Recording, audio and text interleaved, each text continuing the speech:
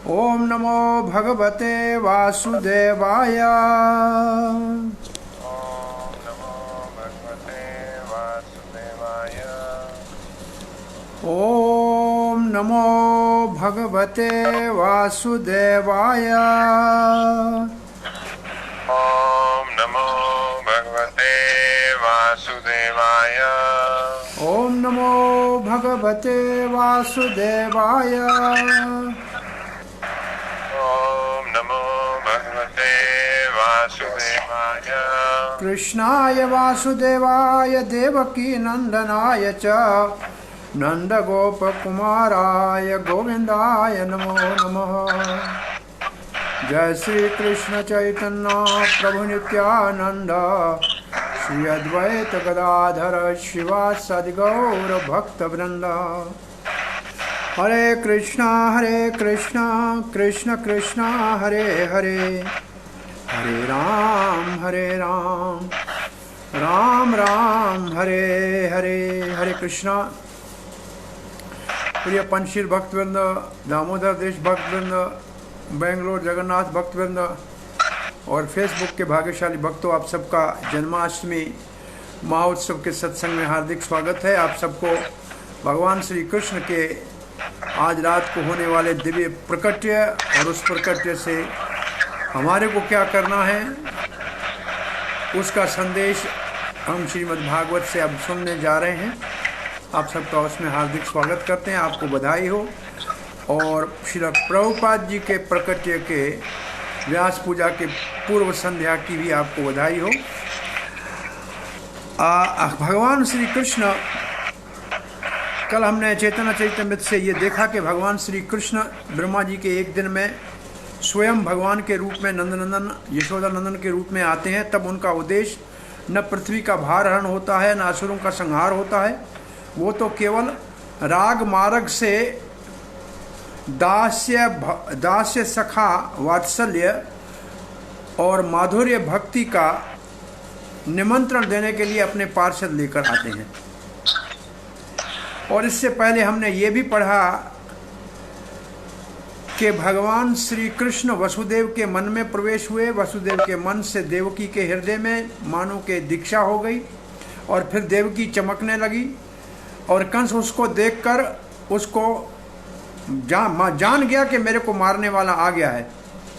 लेकिन फिर भी जिसके हृदय में कृष्ण आ जाता है उसका कोई अनिष्ट नहीं कर सकता है। कल हम ये चर्चा कर रहे थे, कृष्ण भावना अमृत सकता।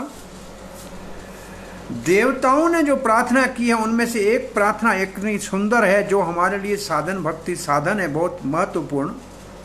उसका श्रवण करके हम आगे बढ़ते हैं। श्रील प्रभुपाद ने इस प्रार्थना को कहा है, लिखा है, ये कृष्ण भावना का अभ्यास करने का साधन है।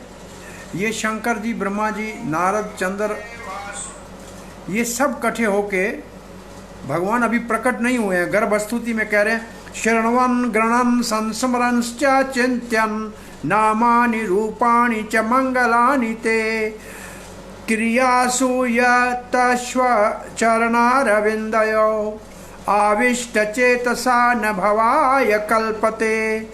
ये है 37वां 37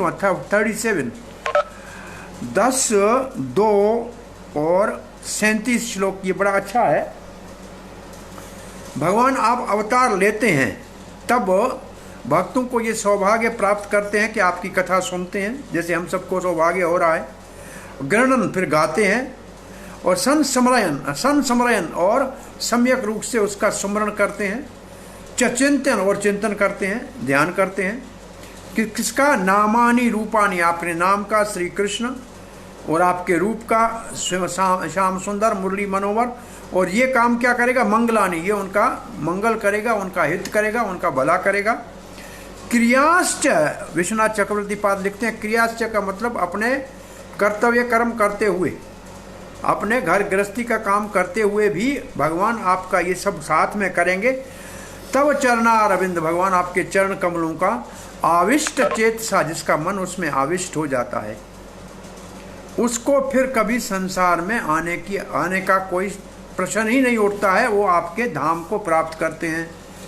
तो यहाँ प्रभुपाद जी इसके तात्पर्य में हम तो ज़्यादा नहीं पढ़ेंगे, इतना ही 2 शब्द पढ़ते हैं।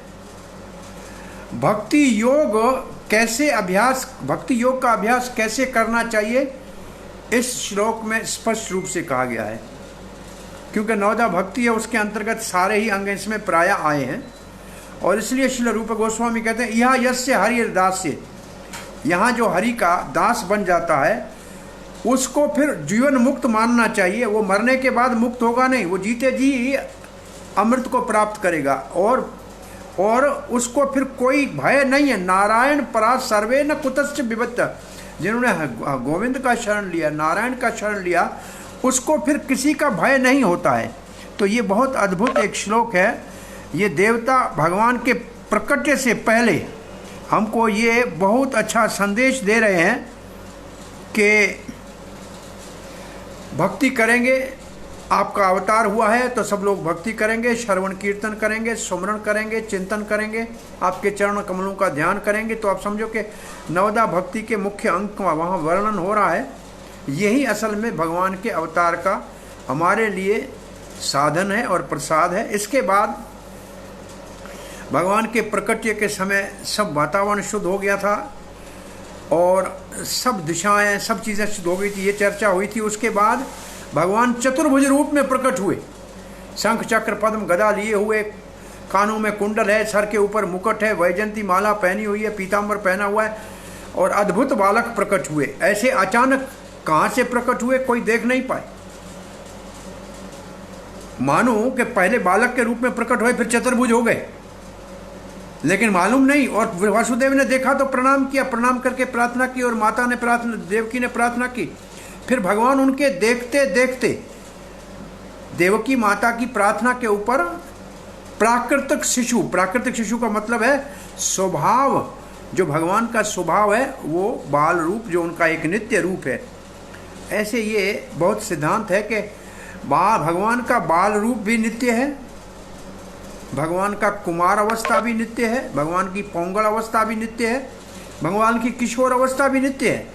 ऐसे नहीं है हम जब बच्चे होते हैं, बड़े हो जाते हैं, जवान होते हैं तो बच्चा हमारा ख़त्म हो गया, लेकिन भगवान का ऐसे नहीं है। आज भी जैसे आज के दिन 5000 कुछ 100 साल पहले भगवान यहाँ बाल रूप में प्रकट हुए, आज किसी और लोक में प्रकट हो रहे होंगे, तो ये लीला उनकी नित्य है। तो ऐसे भगवान प्रकट हुए और जब उन्होंने कहा तो छोटे बालक बन गए। और बालक बनने से पहले उन्होंने ये श्लोक कहा, ततश्च शौरेर भगवत प्रचोदितः, भगवान ने शौरसेन के पुत्र वसुदेव को आदेश दिया, प्रेरणा दी, सुतम समाधाय च सूति का ग्रहात, मेरे को यहाँ से सूति का ग्रह से जहाँ मेरा प्रकट्य हुआ यहाँ से ले चलो। यदा बहि गंतुम, और मेरे को यहाँ से ले चलो। कहाँ? पहले उनको बोला था मेरे को ले चलो, अगर आपको भय लगता है कंस से तो मुझे ले चलो नंद गोकुल में यशोदा के पास छोड़ के, और वहाँ मेरी छोटी बहन अनुजा मेरी जन्म हुआ है उसको यहाँ ले आई। यदा बहि गंतो यसे तरही अज्जा, अज्जा का मतलब माया। तो जो यहाँ से आप बाहर ले चलिए मुझे,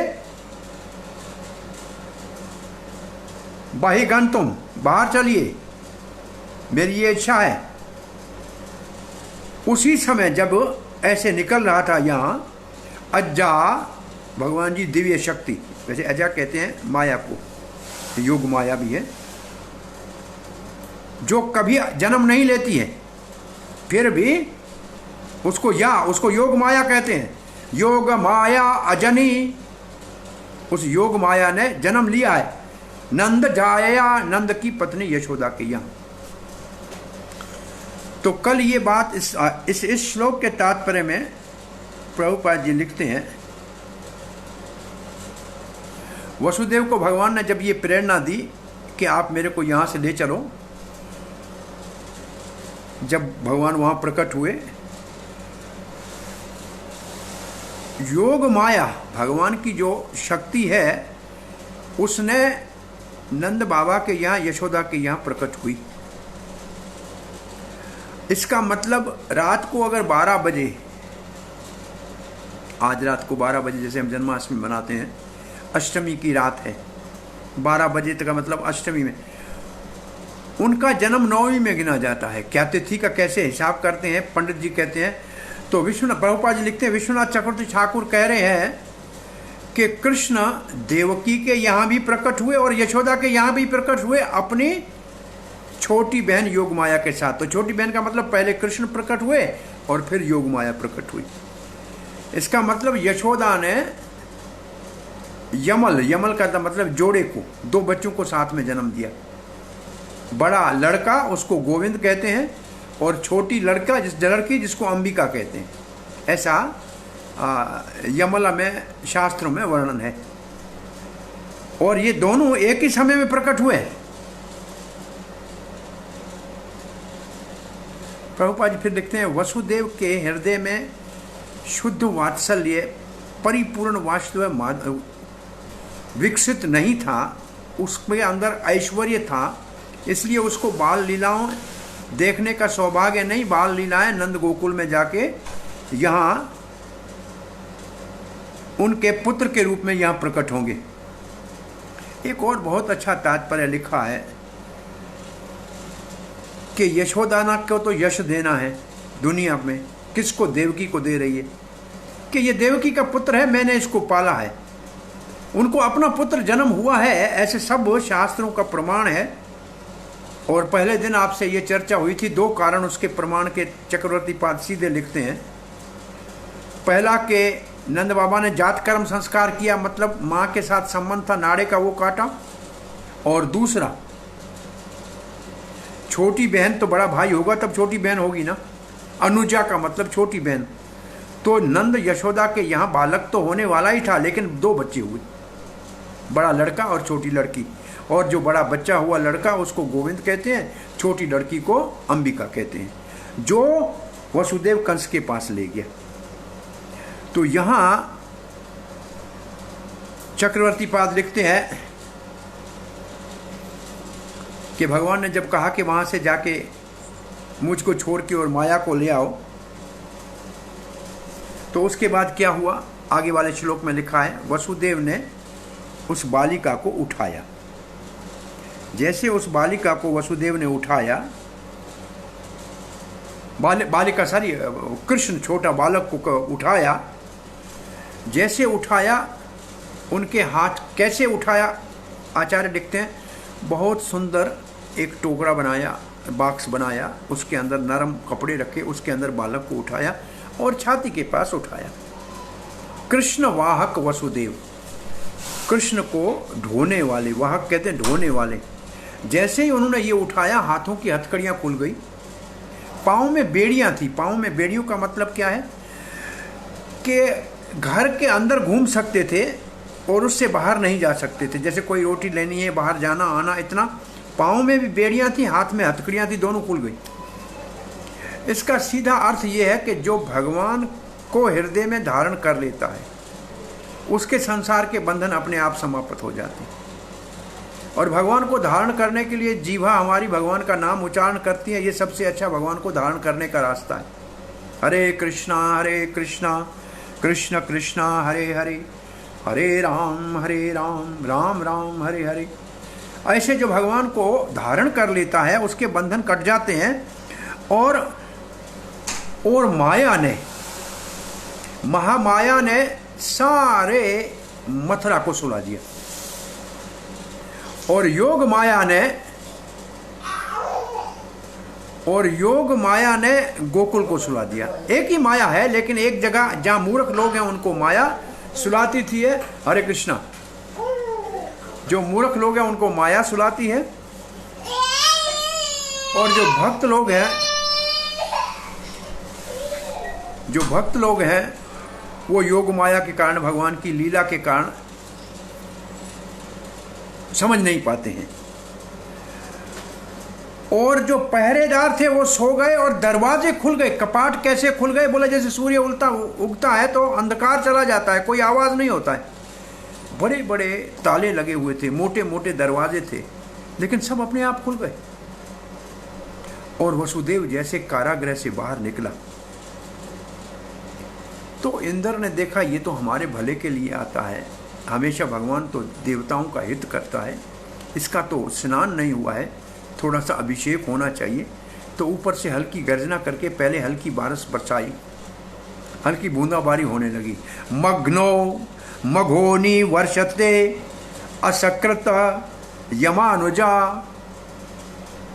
यम अनुजा, जिसकी यम अनुजा का मतलब है जमुना नदी। यमराज की छोटी बहन, ये यमराज की छोटी बहन यमुना को कहते हैं। यमुना है यमराज बड़ा भाई है, यमुना छोटी बहन है। ये सूर्य पुत्र हैं सारे। सो उस समय बरसात थोड़ी हुई, लेकिन फिर इंद्र ने सोचा हमारे हितैषी भगवान देवताओं के हित करने के लिए आए हैं, वसुदेव को कोई देख न ले बाहर। ऐसी मूसलाधार बारिश शुरू हुई, ऐसी मूसलाधार कि हाथी के सूंड जितना पानी गिरने लगा और कहीं से कोई दिखाई न दे, आंख के सामने कोई। और जो बाहर सोए हुए थे वो भी सब अंदर चले गए, मथुरा के रास्ते सारे साफ कर दी। और यम अनुजा गंभीरा तोया ओघा। और उस समय क्योंकि वर्षा हो रही थी, इतनी भारी वर्षा होगी तो यमुना जो है समुद्र की तरह, छोलियाँ उसकी बहुत थी और उसके अंदर कुंड ऐसे हो रहे थे। भयानक आवर, और बड़ा भयानक लग रहा था। शटाकुला नदी, नदी का अर्थ होता है, नदी का मतलब नाद, नाद का मतलब आवाज़, अंदर से आवाज़ आ रहा था पानी के बहुत जोर से बहने जा। मार्गम ददो। अब जब इतनी सारी बारिश होने लगी तो फिर क्या किया, तो कहते हैं शेष जी, अनंत शेष ने पीछे से वसुदेव के आकर छाता बन गए। ऐसे फिर वेदों से मंत्र, अपने पुराणों से लिखा है कि बिस्तर भी बनते हैं, छाता भी बनते हैं। ये तो शेष जी की सेवा है भगवान की। तो शेष जी वसुदेव के पीछे से छाते का काम कर रहे थे, पानी नहीं गिर रहा था। अब यहाँ सीधा लिखा है, थोड़े में 2 शब्दों में लिखा है, वसुदेव वहाँ पहुँचे, कोई भय नहीं है, कैसे उसके अंदर प्रवेश करेंगे। पानी के अंदर प्रवेश किया, जिस जगह से प्रवेश किया जमुना के अंदर, उस समय वो जमुना के अंदर थी। उसको आज उसका गांव का नाम है कोयले। और स्थान अंतर होने से वहाँ जमुना थोड़ी आगे पीछे चली गई तो वहाँ गांव बन गया, उसका नाम है कोयले। क्या जमुना जी के मन में ये मेरा पति है, भविष्य में कालिंदी का पति चौथी पटरानी, द्वारका में तो कालिंदी है लेकिन ब्रज में भी कालिंदी भगवान की जल क्रीड़ा में सेवा करती है। तो जमुना महारानी ने भगवान के चरण स्पर्श करने के लिए ऊपर आने लगी। जब गले तक पानी आ गया तो वसुदेव ने जी टोकरी सर के ऊपर रखी। हमारा जब फोटो देखें टोकरी सर के ऊपर है, बच्चे को कोई सब्जी की तरह सर के ऊपर नहीं उठाता है, छाती के ऊपर ही रखा हुआ था। पानी जब ऊपर चढ़ा तो ऊपर उठाया और पानी ऊपर आने लगा तो बोला कोई ले ले, मेरे बच्चे की कोई रक्षा करे। तो उस गांव का नाम हो गया कोयला गांव। और वहां से दूसरे तरफ सीधा गोकुल है। तो उस जगह से वसुदेव ने नदी के अंदर प्रवेश किए तो भगवान ने पीछे से चरण निकाले, भगवान के चरण का स्पर्श हुआ, जमुना जी शांत हो गई। और फिर लिखा क्या है, मार्गम ददो, किसने मार्ग दिया, यम अनुजा, यम की छोटी बहन ने, जमुना ने मार्ग दे दिया। कैसे दिया, उदाहरण क्या देते, सिंधु एवं श्रीह पति, जैसे हिंद महासागर ने सीतापति रामचंद्र को मार्ग दिया था, ऐसे यमुना ने मार्ग दे दिया।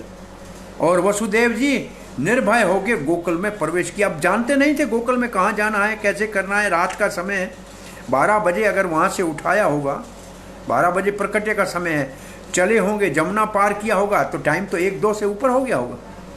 इसलिए कहते हैं बच्ची का जन्म बाद में हुआ है। और कितना बाद में हुआ अंदाज़ा लगाना चाहिए कि हमारे ज्योतिष की गणना में तो दिन तो शुरू होता है प्रातः काल में, जिसको हम मंगल सूर्य उदय से थोड़ा आगे का समय है तब। तो ऐसे मार्ग दे दिया और गोकुल में पहुंच गए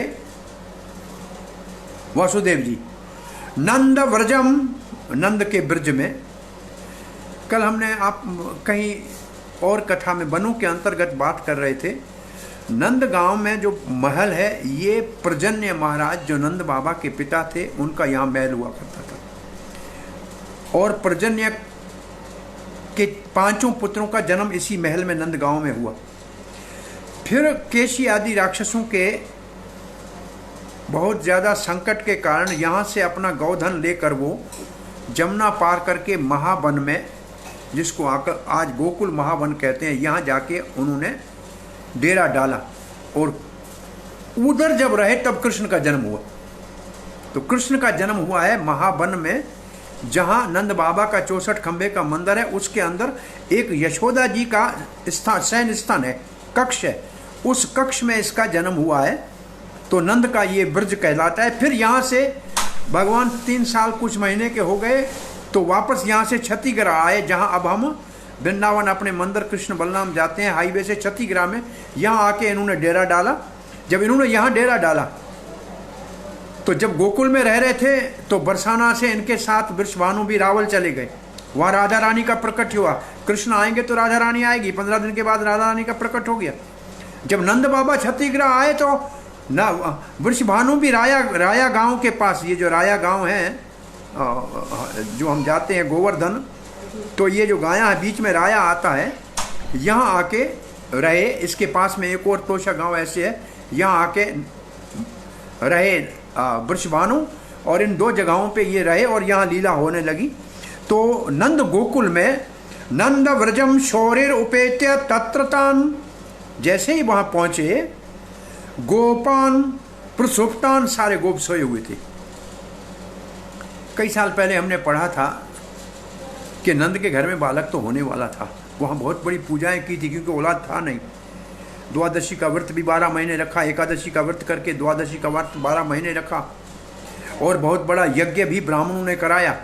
और सबके देखते देखते भगवान श्री कृष्ण जैसे नीला रंग आकाश से उतर रहा है, उतरता है, पूर्ण आहुति के समय उतर रहा था। और जब उतरा, नंद बाबा ने सबके सामने नीलवणी बालक उनके हृदय में प्रवेश किया, और वहाँ से यशोदा के हृदय में प्रवेश किया, और फिर यशोदा गर्भवती रही। और जब अब ये दिन आया तो सांडी ऋषि ने कहा कि आज रात को यहाँ बालक का जन्म होगा। तो नंद बाबा, ये 5 भाई थे, 2 बहनें हैं। सुनंदा एक का नाम है, और उनको बहनों को बुलाया गया। बहनों ने आके घर में सारा काम संभाला। और जब बहना भी आ गई और घर के अंदर प्रसव की तैयारियां हो रही थी तो क्योंकि ये अध्याय पूरा होगा, दूसरे अध्याय में नंद उत्सव शुरू हो जाएगा। इसका मतलब बच्चे के जन्म से पहले बालक होगा, ये तो पता है। लेकिन बालक के जन्म से पहले बहुत सब तैयारियां हो रही थी। बैठे बाजा बजा रहे थे, बाहर गान हो रहा था, लेकिन योग माया ने जो जहां था वहां सुला दिया। एक प्रभुदत्त ब्रह्मचारी का एक बार उन्होंने सब इन भागवत के ऊपर और गीता के ऊपर पुस्तकें लिखी है। प्रभुपाद जी कभी उनके आश्रम में भी गए थे, झुंसी में प्रिया के पास, और एक उनका आश्रम यहाँ भी है अपने वृंदावन में भी। तो उन्होंने लिखा है कि यशोदा को देखने के समय जो नर्स आई उसने कहा तुम्हारे 2 बालक हैं, ऐसे लग रहा है। तो एक तो बच्चा, एक लड़का लड़की है, ये बात है। तो वहाँ जब पहुँचा गोपान प्रसुप्ताम, सारे गोप सोए हुए थे। इसका मतलब सोए हुए थे कि बरसात मथुरा में हुई, वहाँ बरसात नहीं हुई। बरसात वहाँ होती तो बाहर सोए हुए तो दिखाई नहीं देते। उपलभ्य निद्रया, नींद में सबको सोया हुआ देखा, जो जहाँ था वहीं सोया हुआ था। फिर सुतम यशोदा शयने निधाय, अपने साथ जो पुत्र लाया था, अब तो रात थी, अपने साथ जो पुत्र के लाए थे देखा नहीं, क्योंकि उधर ही यशोदा के पास में उनके पलंग के ऊपर रख दिया। सुताम उपधाय पुनः, और उनकी जो बेटी थी सुताम, उनकी जो बेटी थी, सुतम को रखा और सुताम को, सुत का मतलब बेटा और सुता का मतलब बेटी, जो जोग माया प्रकट हुई थी। उपादाय पुनर्ग्रह आगत, वहां से निकल के वापस घर की तरफ आने लगे। तो अब 2 कृष्ण हो गए। जो वसुदेव जी कृष्ण लाए थे वो नंदनंदन कृष्ण में विलीन हो गया। तो जो कृष्ण चतुर्भुज रूप में देवकी और वसुदेव के यहाँ प्रकट हुए, उसके लिए तो सीधा ऐसे लिखा है कि वो रोहिणी नक्षत्र के दूसरे चरण में प्रकट हुए। इसके लिए उनका नाम है वसुदेव कृष्ण। नंदनंदन कृष्ण उनसे तीसरे चरण में प्रकट हुए। तो तीसरे चरण में नाम होता है वी से विहारी, रास बिहारी। तो ये दोनों एक हो गए। भगवान एक ही है लेकिन भावों के अंतर्गत वो इनमें, और जो नंद नंदन है वो तो करता है केवल प्रेम की किरणाएं, और जो ये वसुदेव कृष्ण आया है, ये चतुर्भुज विष्णु जो है, ये असुरों का संहार करेगा, भूमि का भार उतारेगा, और ये कुरुक्षेत्र का भी युद्ध करेगा, और ये सब असुरों का वध करेगा। लेकिन ये कृष्ण के अंदर ऐसा नहीं कि दो कृष्ण है, कृष्ण एक ही है, लेकिन ऐश्वर्य और माधुर्य के अंतर्गत इनकी भावों में अंदर है। लिखा है देवक्या शने न्यस्य। अब वापस आया तो जमुना ने रास्ता दे दिया। जमुना ने रास्ता क्यों दे दिया? भगवान का पिता है, जमुना ने रास्ता ऐसे ही दे दिया। और ये वापस आए, सब रास्ता खुला मिला, पहरेदार सोए मिले, वापस अपने कक्ष में चले गए। और बच्ची को क्या किया? देवक्यान श्याने न्यस्य, देवकी के बिस्तर के ऊपर रख दिया, हाथ में नहीं दिया। और जब तक ऐसे हुआ तब तक हथकड़ी अपने आप लग गई। वासुदेवो अथ दारिकाम, वासुदेवो अथ दारिकाम, ये छोटी जो बच्ची लाए थे, दारिका छोटी बच्ची जो थी, इसको वहाँ रख दिया। और हाथ में हथकड़ी पड़ गई, पाँव में बेड़ियाँ पड़ गई, और पहरेदार जाग गए और ताले बंद हो गए। बच्ची ने रोना शुरू किया। दारिकाम प्रतिमुच्य पदयोर लोहम, अपने आप पाँव हाथ की बढ़िया लगा ली कि लग गई। आस्ते पूर्ववद आवृत, बस पहले जैसे था ऐसे सब कुछ वातावरण हो गया। उसके बाद क्या होगा? यशोदानंद पत्नी च, अब दूसरे तरफ की बात कर रहे हैं। यहाँ क्या हो गया, इसको छोड़ दिया। यहाँ सब जानते हैं कि बच्ची रोई, और पहरेदार ने कंस को समाचार दिया, जिसका नींद पहले से ही खराब था, वो सो नहीं पाता था रात को, कृष्ण का ही सुमरण करता रहता था। इसलिए कहते हैं कृष्ण का सुमरण जितना तीव्रता से कंस करता था, इतना भक्त नहीं करते। इसलिए ऐसे भी सुमरण करने से उसको भी मुक्ति मिल गई, लेकिन प्रेम भक्ति नहीं मिली। तो जब द्वेष से कोई इतना चिंतन करता है, भय से इतना चिंतन करता है, उनको भी भगवान उद्धार करते हैं, तो जो प्रेम से करें उसको क्या देंगे? आज सुबह यही कथा कर रहे थे कि पूतना विष देने के लिए आई थी, उसको धात्री गति दे दी, माँ के समान सेवा करने का लाभ दे दिया। जिन्होंने प्रेम से गोपियों ने कृष्ण को दूध पिलाया, जिन्होंने गायों का दूध कृष्ण ने प्रेम से पिया, उनको भगवान क्या देंगे? अपने आप को देंगे। गोलोक में तो वो पहले से ही है, और क्या देंगे? बोला उनको अपने साथ इस धरती के ऊपर लाकर ऐसी मधुर लीलाओं का रसास्वादन कराते हैं, क्योंकि ये लीलाएं वहां नहीं होती। ये उनको सिर्फ देने के लिए है भगवान के पास, और कुछ भी नहीं। यशोदानंद पत्नी च जातुम परम अद्भुत अबुद्ध्या, यशोदानंद पत्नी ने, अब बात करते हैं दूसरी तरफ, बच्चों को जन्म दिया, 2 बच्चों को जन्म दिया, अभी अगले श्लोक में आ जाएगा। और उसके बाद वो परिश्रम के कारण जात परम अबुद्ध्या न तल लिंगम परिशांता, वो तो थकावट के कारण देखा भी नहीं कि बच्चा है कि बच्ची है। न तल लिंगम परिस्ता निद्रया पगतः स्मृति, निद्रा के कारण उनको ध्यान नहीं रहा। और ऐसे कहना ऐसे है कि सुनंदा जो आई हुई थी बहन घर में, उसने आके बालक को देखा, बालक रोया, पहले बालक रोया। इसके बाद जो चौथा अध्याय, उसको हम ज्यादा, कंस का, उसका नाम ही लिखा है कंस की एट्रोसिटीज, कंस ने क्या क्या अत्याचार किया उसका वर्णन है। तो इस अध्याय को प्रायः कहना ठीक नहीं रहा है, लग रहा है, लेकिन अब निकल आया है तो करते हैं। तो यहाँ यशोदा के यहाँ सुनंदा ने बच्चा रोया,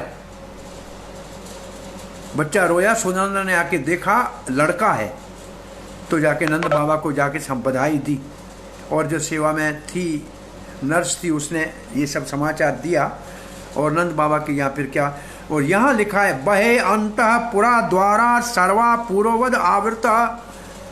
अब वहाँ यशोदा की बात करके हम चौथे अध्याय में जाते हैं, तो पहले की तरह सारे दरवाजे बंद हो गए, पहरेदार जाग गए। ततो बाल ध्वनम श्रुत्वा, तब छोटी बालकिका के रोने का आवाज सुनाई दिया।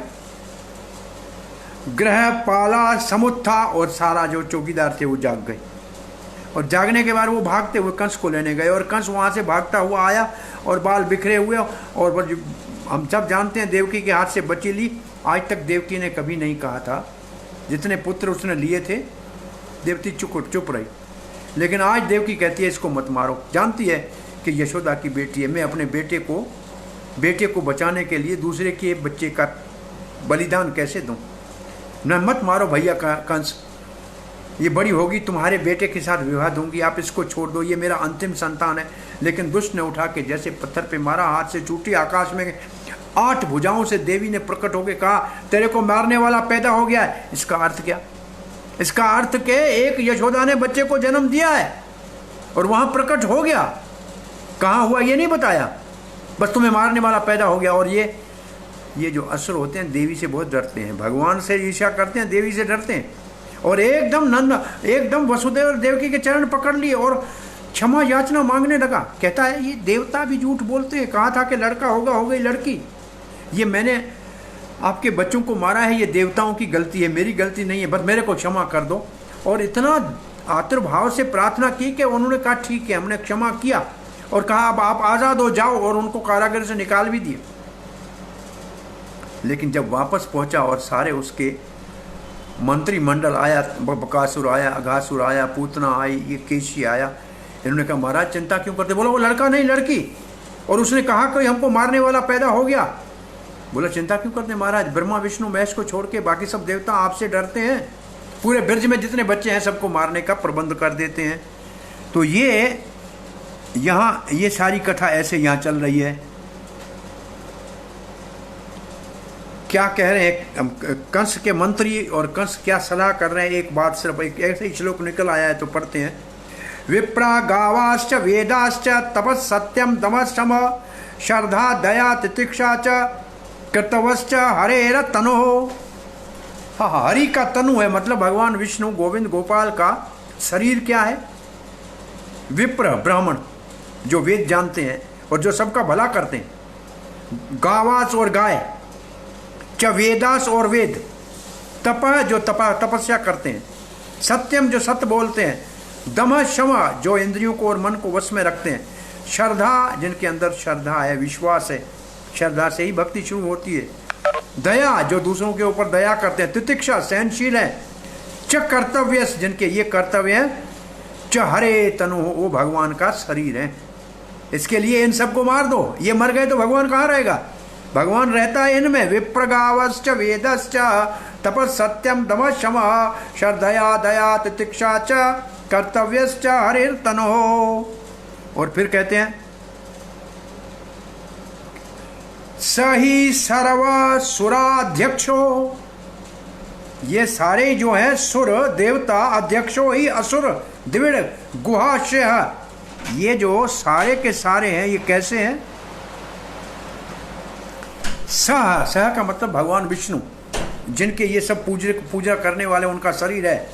निश्चित रूप से सर्व सुर अध्यक्ष, सारे देवताओं का वो स्वामी है, वो विष्णु, वो सब देवताओं का स्वामी है। और केवल इतना नहीं है, असुर द्विट और असुरों का शत्रु है, असुरों का तो संहार करता है। गुहाश्य, और ये है कहाँ? पूछा उन्होंने कि कहाँ है? बोला वो सबके हृदय में बैठा हुआ है। गुहाश्य हृदय में बैठा हुआ है। गुहाश्य तन मूल देवता सर्वा, और सबके हृदय में बैठा हुआ है। तत्मूल, उसका जो शरण लेते हैं देवता लेते हैं। सर्वाह सारे देवता, शेषवराह च चतुर्मुखः, सारे देवता और चतुर्मुख ब्रह्मा लेता। अयम वै तद, बाकी सारे देवता अयम वै तद वध्यापयो, ये सब जो है तत्वध उपाय, उनको मारने का एक ही रास्ता है। किसको? विष्णु को मारने का एक ही रास्ता है। क्या वध को करने का रास्ता है?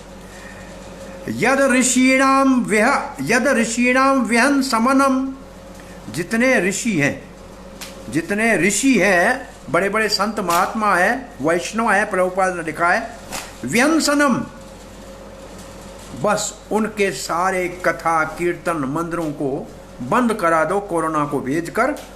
ये कंस का ऐसा विचार है।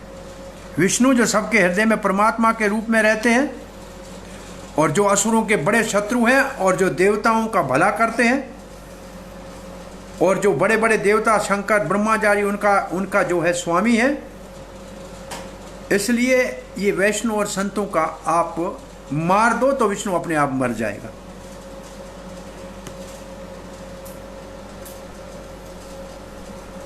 संदिश्या साधु लोकस्य कदने कदन प्रियाम काम रूप धराम दीक्षो दानवाः ग्रहम आविशेत। ऐसा आदेश दिया, संदिश्य, ऐसा आदेश आफ्टर गिविंग, ऐसा आज्ञा दे दी, जाओ करो। साधु लोक से जितने साधु हैं, कदने उनके ऊपर अत्याचार करो, कदने प्रियाम। और जो ऐसे कदन करने का मतलब ऐसा आतंक फैलाने में जो बहुत बड़ा रुचि रखते थे, कदन प्रियम का मतलब असुर, जो आतंक फैला के दूसरों को दुख देने हैं वाले हैं, उन्होंने क्या किया, काम रूपम धरण, वो अपनी इच्छा से रूप बदल सकते थे, कोई भी रूप धारण कर सकते थे। काम रूप धरा दिक्षु दानवाः ग्रहम आवेशे,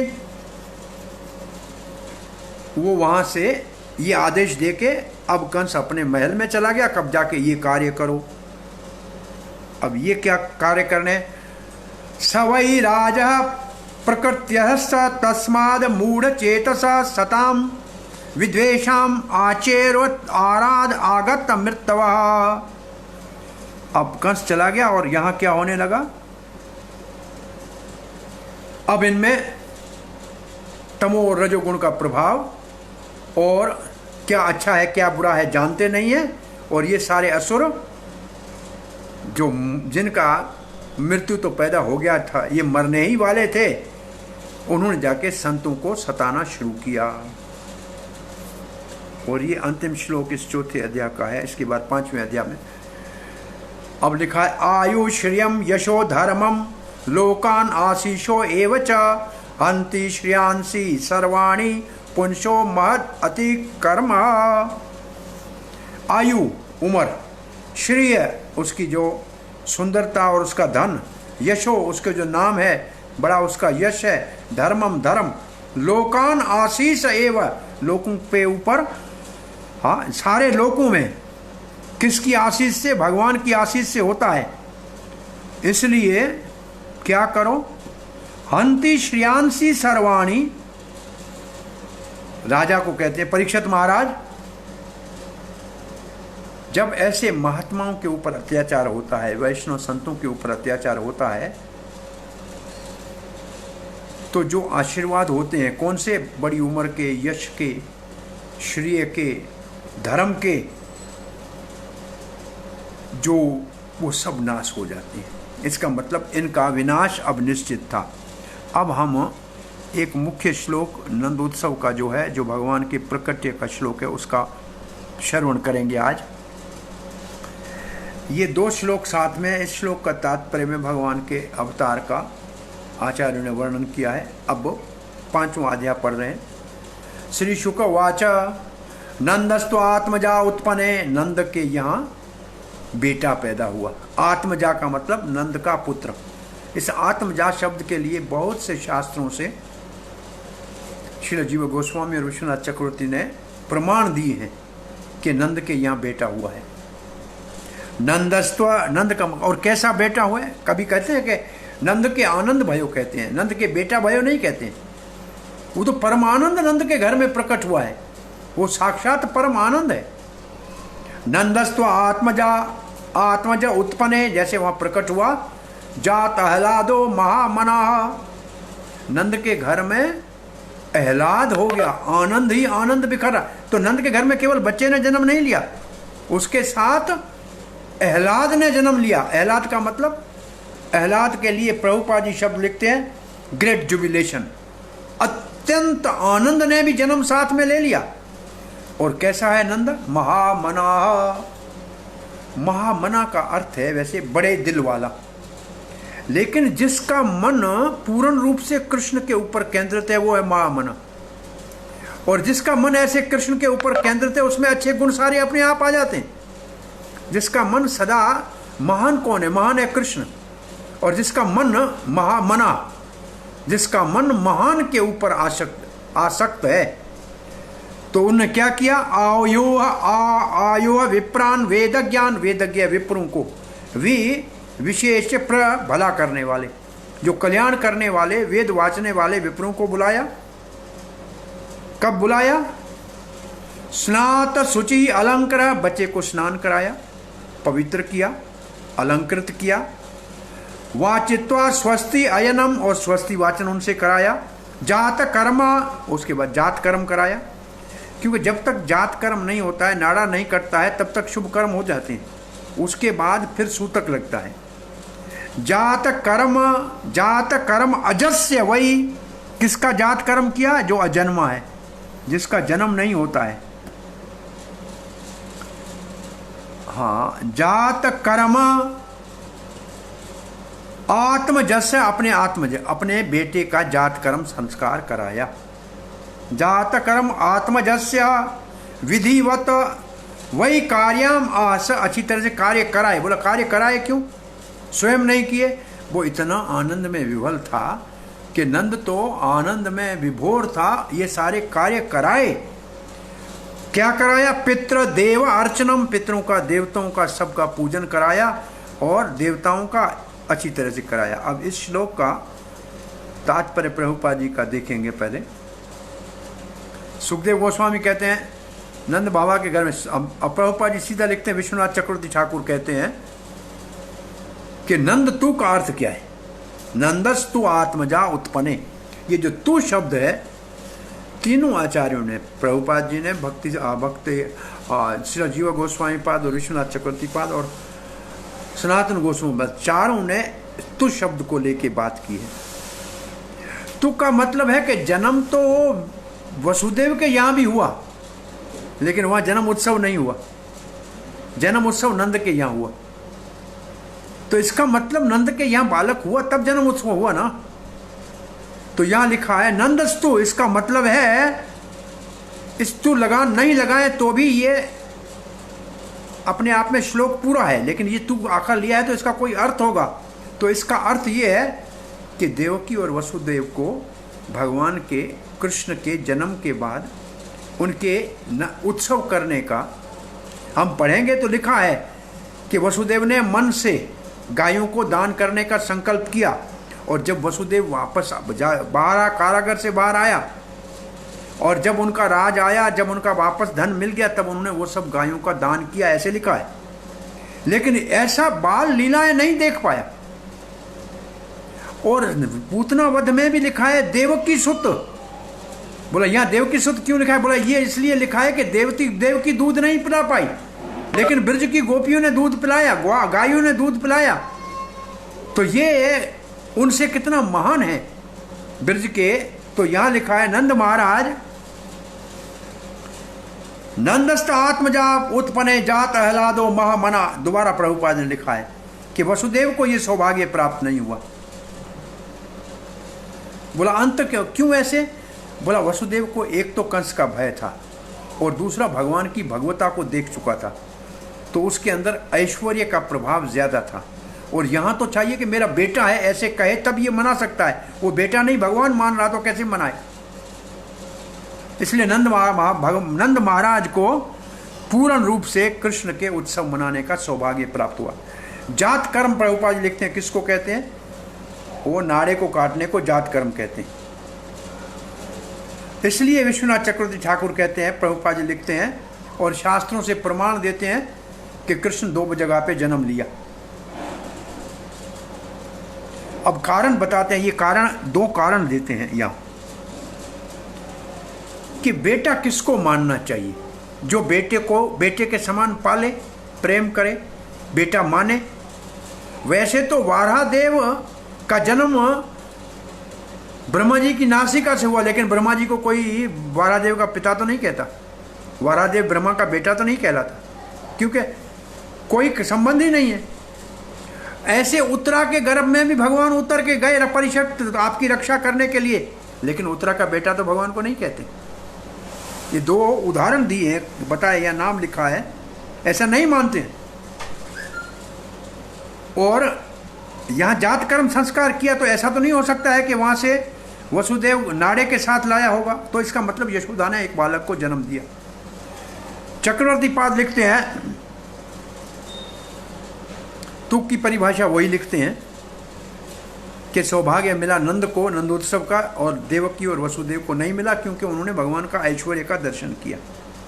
ये तो वही कर सकता है जिसमें माधुर्य प्रेम और जो अपने आप को बेटा मानता है। और फिर कहते हैं हरिवंश पुराण में लिखा है, क्या लिखा है हरिवंश पुराण में? नंद के घर में भी कृष्ण का जन्म हुआ, वहां क्या लिखा है? 8वें महीने में अष्टमी तिथि, और 8वां महीना गर्भ का था, अष्टमी तिथि थी, और देवकी और यशोदा दोनों के घर में बालक का जन्म हुआ, ऐसा वहां लिखा है। और इसका मतलब दोनों जगह में हुआ, इसलिए उन्होंने ऐसे किया। और फिर छोटी बहन अनुजा कैसे हो सकती है, ये दोबारा लिखते हैं। इसका मतलब कृष्ण नंद और यशोदा के यहाँ प्रकट हुआ है, जात कर्म संस्कार यहाँ हुआ है।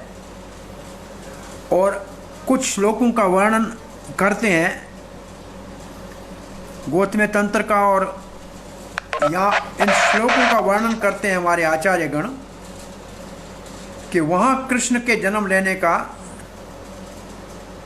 जीव गोस्वामी पाद कहते हैं, ये आगे आएगा। नंद किम अक्रोध ब्रह्म श्रेय एवं महोदयम, क्या भाग है नंद का। यशोदा च महाभागा पपो यस्या स्तनम हरि, भगवान जिसका स्तन पी रहा है, क्या भाग्यशाली। ये आगे आएगा, इसका मतलब कि नंद और यहाँ इनका अपना बच्चा हुआ है। और ये श्लोक पितरौ नान, हाँ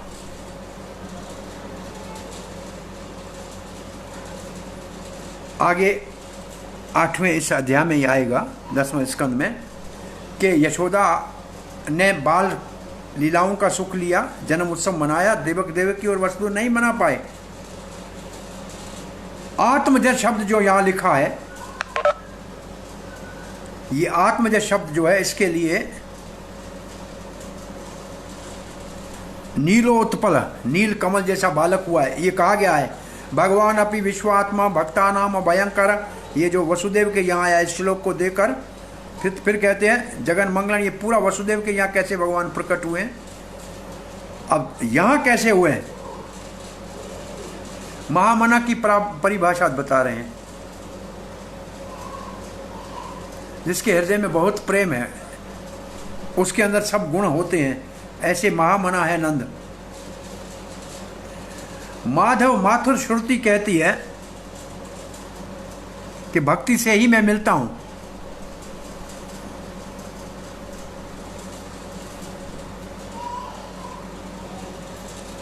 भक्ति ही भगवान के पास लाती है, तो ये इनकी भक्ति थी। तो नंद और यशोदा की भक्ति की वजह से भगवान यहाँ आए।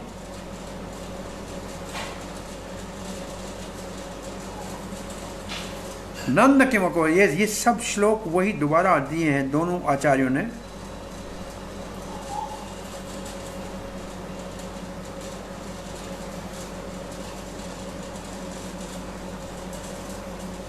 हरे कृष्णा कृष्णा कृष्णा हरे हरे,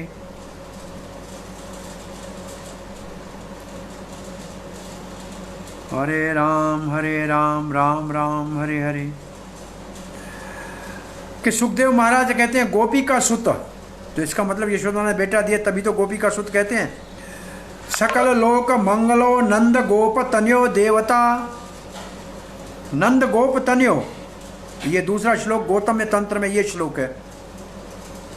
सकल लोक मंगलो, सारे लोक का मंगल करने वाला, नंद गोप तन्यो देवता, नंद के बेटा कृष्ण नंद के घर जिन्होंने लिया है, और आत्मजा उत्पन्न है, वो वहाँ नंद तन्यो, दोनों का अर्थ एक ही है। और आगे ब्रह्मा जी भी ऐसे कहते हैं कि पशुपंकजा, ये पशुपालक नंद के घर में आपका जन्म हुआ है। तो ये सब सिद्धांत स्थापित कर रहे हैं कि कृष्ण का जन्म दो जगह पे हुआ। ये सब लोग नहीं जानते हैं, लेकिन ये बहुत महत्वपूर्ण है। जात अहलाद श्रुति से जाती वही देवाता सर्वा ब्रह्मणे वसंती। ओके, सो ये भगवान का यहाँ अब उत्सव कल सुबह मनेगा, और भगवान श्री कृष्ण के प्रकट्य के उपहार के रूप में नंदोत्सव में हमको श्रील प्रभुपाद पूरे विश्व को कल प्रकट होकर मिलेंगे, और जिसके द्वारा हमको ये कृष्ण भावना अमृत संघ का अनुपम भेंट के रूप में प्रसाद मिला है। और अच्छी तरह से श्रवण कीर्तन करके और उत्सव मना के आज भगवान को प्रार्थना करें कि हमारी भक्ति निष्ठापूर्वक स्वयं भगवान श्री कृष्ण के चरणों में और भाव की उत्पत्ति, प्रकट भाव की उत्पत्ति, तो क्या भाव तो पहले ही हृदय में है, भाव भक्ति का प्रकट हो, और इस जन्म में कृष्ण के साथ नित्य हमारा जो संबंध है उसको पुनः जो है जागृत करके और अपने जीवन को सफल करें। इन शब्दों के साथ कथा को विराम देते हैं। हरे कृष्णा कृष्ण कृष्णा हरे हरे, हरे राम राम राम हरे हरे। आपका कोई प्रश्न है, कोई जिज्ञासा है तो पूछिए। प्रभु जी एक चीज पूछनी थी। हाँ जी। ये जो लीला है कि नंद नंदन और वसुदेव कृष्ण ये दोनों जन्म ले रहे हैं, और फिर वसुदेव कृष्ण जो है वो नंद नंदन में समा रहे हैं या मर्ज हो रहे हैं, ये लीला सिर्फ यहाँ आके हमें समझ आती है या सुनने में आती है, ये नॉर्मली क्यों नहीं?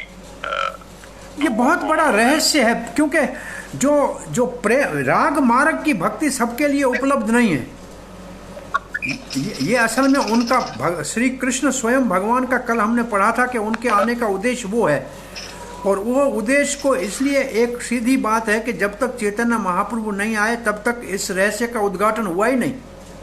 यहाँ गौरा ना होता तो की होता, राधा महिमा और कृष्ण के इस महिमा का पता कैसे लगता? वसुदेव कृष्ण और राधा का वैसे विशेष रूप से कोई ऐसा वर्णन इससे पहले आया ही नहीं है। तो राग मार्ग की भक्ति जो है महाप्रभु, ये अब जब लिखते हैं कुछ और महात्माओं को हम कभी देखते हैं तो कहते हैं गौड़िया वैष्णव ऐसे मानते हैं कि भगवान दो जगह प्रकट हुए, और दूसरा विशेष रूप से वल्लभ संप्रदाय वाले भी इस प्रकार से थोड़ा सा निश्चित रूप से मानते हैं। लेकिन जैसे कहा जाए कि मध्व संप्रदाय आदि वो ऐसे दो प्रकार का नहीं मानते हैं। तो ये विशेष रूप से चैतन्य महाप्रभु की कृपा है कि ये रहस्य महाप्रभु ने प्रकट किया, क्योंकि महाप्रभु स्वयं ही कृष्ण है, वो कैसे आते हैं वो स्वयं प्रकट कर सकते हैं, उन्होंने ये प्रकट किया रहस्य। और वेदों में थे, शास्त्र वेदों में भी है, एक वेद का श्लोक भी कल हमने आचार्यों की टीका में पढ़ा था कि वेद में भी है कृष्ण ऐसे यशोदानंद के घर में पैदा हुए, लेकिन फिर भी प्रायः जो प्रचलित कथा है वही चल रही है।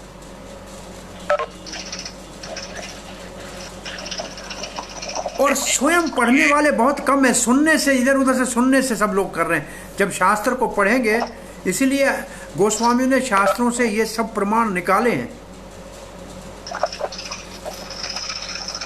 इसका मतलब इसको ऐसे समझेंगे जैसे माधवेंद्रपुरी जी आए और उन्होंने श्रीमती राधा रानी का शुरू किया श्रृंखला विवाह की, पहले नहीं थी, और महाप्रभु के आने के बाद ये शुरू हुआ है, तो समथिंग सिमिलर।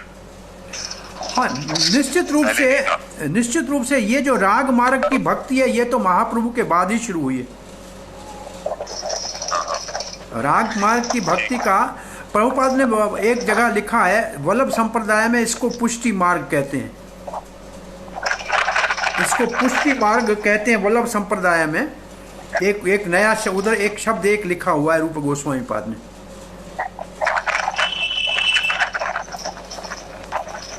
और इसका कहीं उल्लेख नहीं मिलता है, और सामान्य लोग इसको इतना गहरा जानते भी नहीं है। कृष्ण से संबंध तो किसी का स्थापित हो ऐसा भाव नहीं है, फिर भी विशेष रूप से वल्लभ संप्रदाय के प्रभाव से सबके घर में लड्डू गोपाल है, लाला लाला कहते रहते हैं।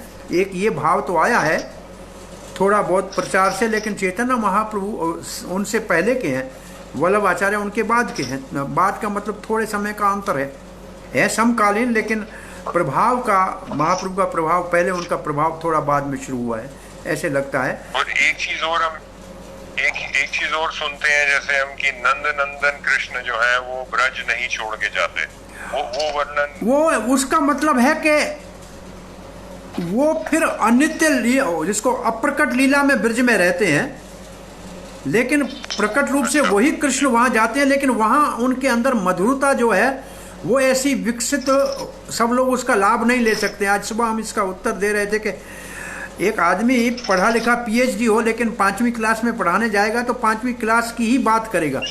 उसके अंदर पीएचडी है और कितनी प्रतिभा है उसका दूसरों को पता नहीं है तो उनको बताएगा नहीं। ऐसे वही कृष्ण गए हैं मथुरा में तो उतना ही प्रकाशित किया है जितना उनके लोगों का भाव था। द्वारका में उतना ही प्रकाशित किया है जितना भाव था, लेकिन पूर्ण रूप से उन्होंने माधुर्य को प्रकाशित केवल वृंदावन में किया है। कृष्ण तो एक है, दो नहीं है, भाव में अंतर है, किसके? भक्तों के। और वैसे ही भगवान ने उनके साथ जो है व्यवहार किया है, तो दो कृष्ण नहीं है। लेकिन माधुर्य भाव वाला कृष्ण अप्रकट रूप से ब्रज से बाहर जाते ही नहीं है। इसका मतलब ये भाव ब्रज से बाहर मिलेगा ही नहीं। न बांसुरी ब्रज से बाहर मिलेगी, न गोपियों का रास व्यवहार मिलेगा, न गौचारण मिलेगा भगवान को करते हुए। ये चीजें ब्रज से बाहर नहीं मिलेंगी। इसका मतलब ये, इसका अर्थ ये हुआ। हाँ जी, भगवान दो नहीं है। हरे कृष्णा, धन्यवाद। बेंगलोर भक्तवृंद, कोई प्रश्न?